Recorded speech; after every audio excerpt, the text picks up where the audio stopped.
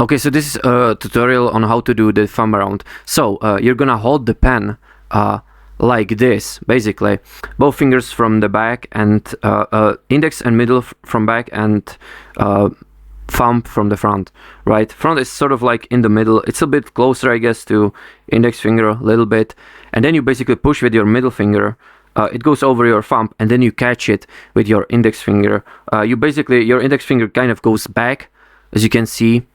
It sort of like goes back and then comes back to catch it, right? It basically goes out of the way so it can actually spin, so you don't hit it with your index finger, so it doesn't stop the motion. You should be able to learn it in some time. There are other variations. You might try learning it with like your index in the back, or you might try learning it with your index pushing it, right? Because that way you could be able to do I guess something like a tornado or whatever, you know what I mean? So yeah, you should definitely try out which one. Also try different pens. Also, I recommend just kind of like listening to music, I guess, while doing it, because that only makes it easier. Or watch some live stream, some videos.